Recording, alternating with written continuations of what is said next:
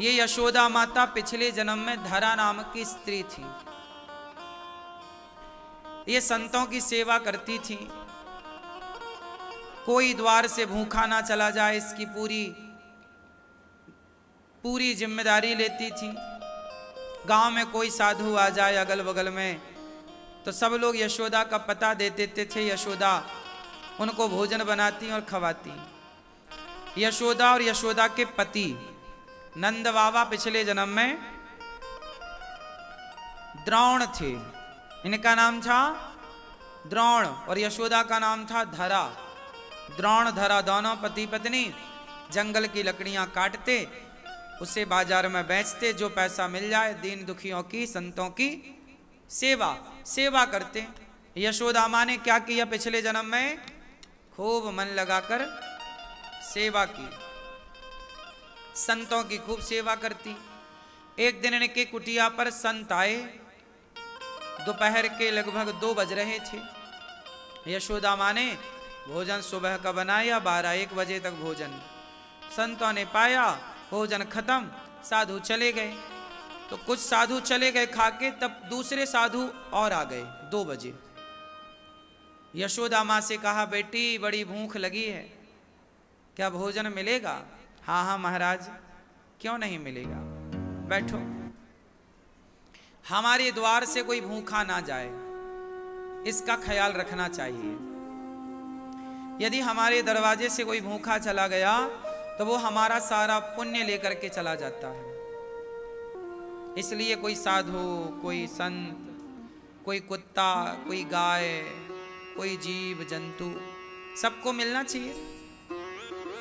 इसलिए हमारे प्राचीन भारत में गाय को रोटी, कुत्ते को रोटी, चिड़िया को दाना, चींटी को दाना, सब चीजें मिलती थी प्रॉपर।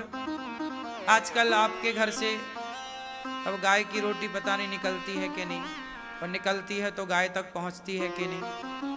कुत्ते की रोटी निकलती है कि नहीं, और निकलती है तो कुत्ते को मिलती है कि नहीं। माता यशोदा संतों की सेवा निष्काम भाव से करती, लकड़ियां बेच कर ले आती। संत आ गए 2 बजे, अब भोजन करने का कह रहे हैं कि भोजन कराओ, बड़ी भूख लगी। और माता यशोदा के पास अन्न का एक भी दाना नहीं था। माता यशोदा किसी के घर उधार मांगने चली गई। सेठ साहूकार होते थे पहले। एक व्यक्ति के पास गई माता, भैया जरा हमारे द्वार पर संत आए हैं, कुछ उधार दे दो। उसने कहा बहुत उधार दे चुके, अब नहीं, कुछ गिरवी रखो। धरा ने कहा गिरवी होता कुछ रखने के लिए तो हम पूरा बेच देते। 4 संत आए हैं, थोड़ा सा पैसा दे दो, हम बाजार से उनके खाने के लिए थोड़ा दाल, थोड़ा चावल, थोड़ा आटा, थोड़ा घी खरीद लें, बनाए संतों को कुछ खवाए, तुम्हारा पैसा हम जंगल की लकड़ी काट के चुका देंगे जल्दी। वो आदमी नहीं माना, बोला अभी कुछ दो। माता धरा बोली भैया अभी तो कुछ नहीं है। उसने कहा तुम बड़ी सुंदर हो। माता धरा समझ रही हैं क्या कहना चाह रहा है। वो माता धरा की सुंदरता की ओर बढ़ा और बोलने लगा कि मैं तुम्हें पैसे दे सकता हूं, एक शर्त है। क्या? तुम अपने स्तन हमें दे दो। माता धरा बोली तुम हमारे स्तन चाहते हो? हाँ हाँ, फिर तुम्हें पैसा हम बहुत सारा दे देंगे। माता धरा समझ गई कि ये आदमी नियत का खोटा है। पर क्या करती माता धरा?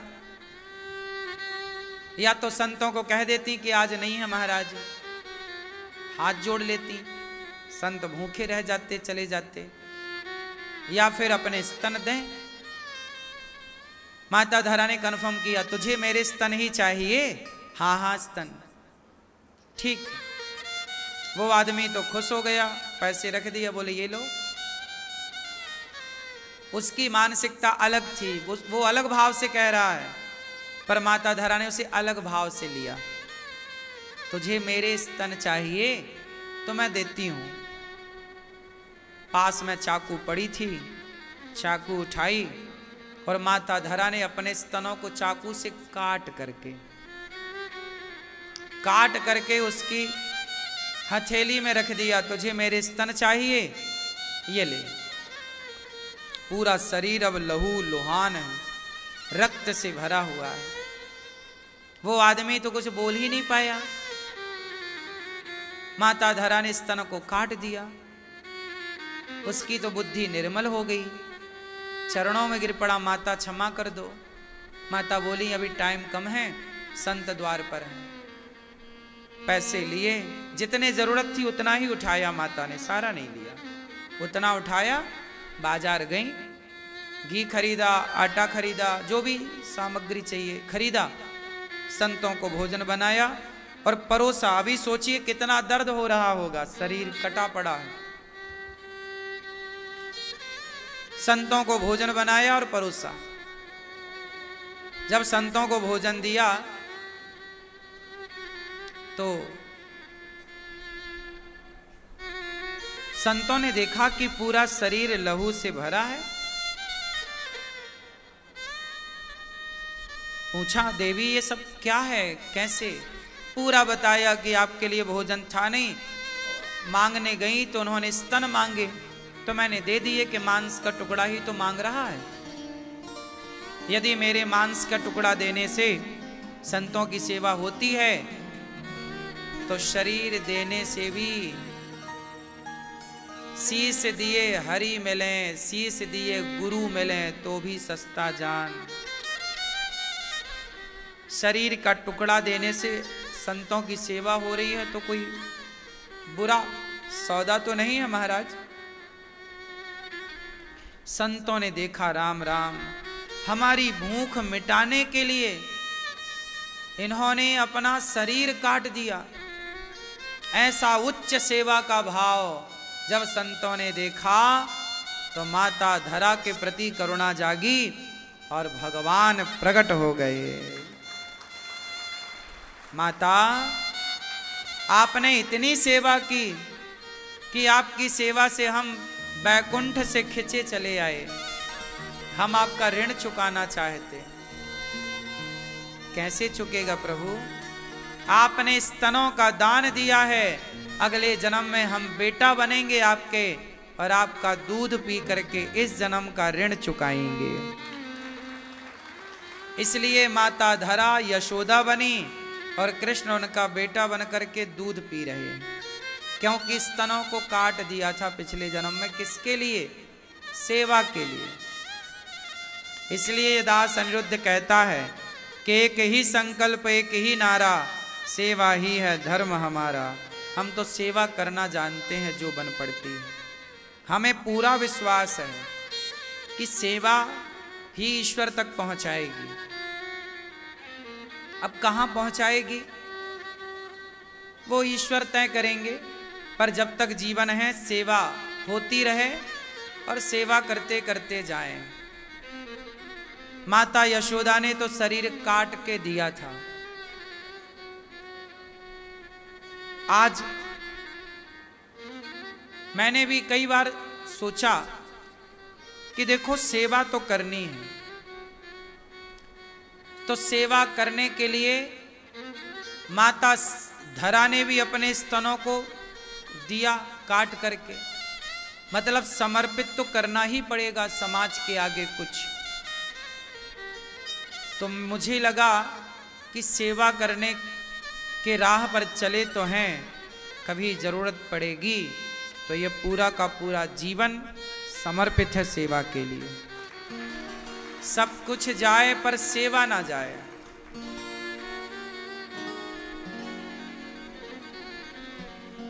नाम इज्जत की मैं परवाह नहीं करता।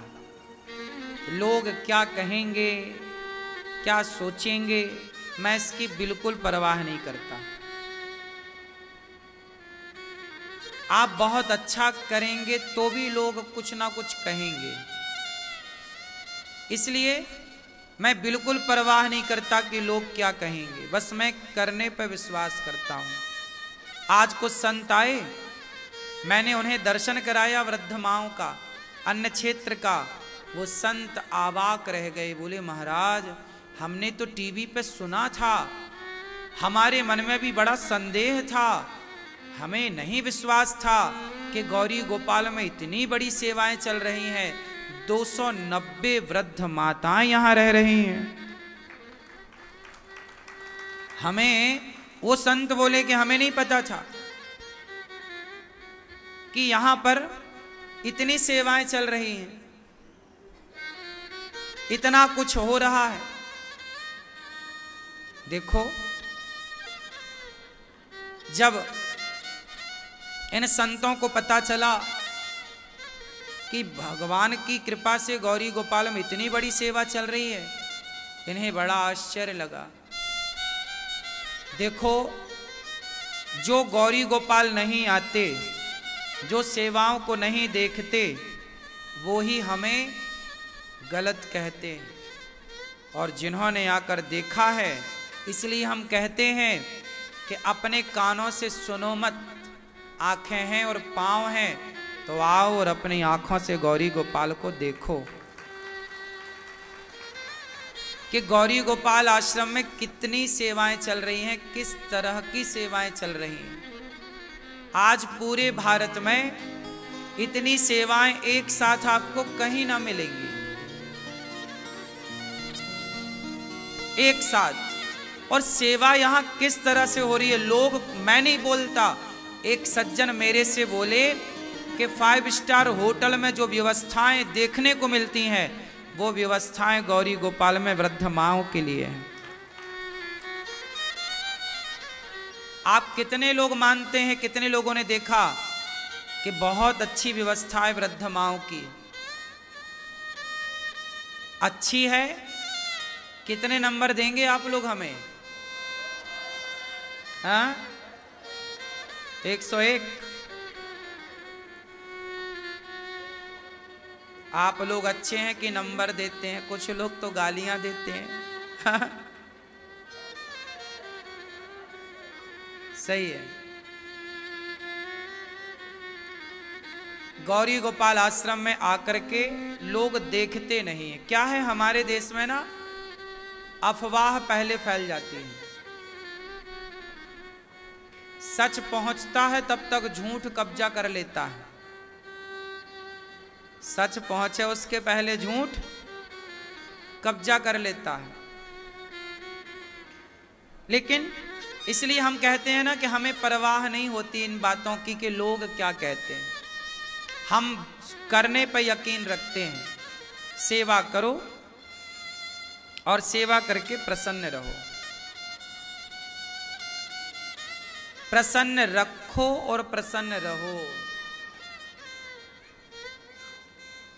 इतनी अधिक, अब सोचिए गौरी गोपाल आश्रम में 150 विद्यार्थी रहते हैं, अखंड रसोई चलती है, 30,000 लोग पर डे प्रसाद पाते हैं। जब ये बात मैं बताता हूं ना टीवी पे कि 30,000 लोग प्रसाद पाते हैं, लोगों को लगता अरे ऐसे ही है, बोल रहे हैं। जब आप आके यहाँ देखेंगे सुबह से शाम तक लाइन, तो आप लगेगा कि नहीं जी ये तो 30,000 से भी ज़्यादा लोग प्रसाद पा रहे हैं। हजारों लोग ऐसी, ये लाइन जो है ना सुबह 8 बजे से रात्रि के 11 बजे तक, 12 बजे तक लाइन ऐसी चलती है। और 2 बजे रात को भी कोई आता है, उसे भी गौरी गोपाल में पेट भर भोजन मिलता है। आप ये समझिए कि 24 घंटे ही ये रसोई चलती है। बस सुबह भोर में 5 बजे 6 बजे साफ सफाई कुछ होती हो, फिर सुबह 8 बजता है, भोजन स्टार्ट हो जाता है। और ये एक दिन की नहीं है, 12 महीने ऐसे चलता है, कंटिन्यू, अखंड।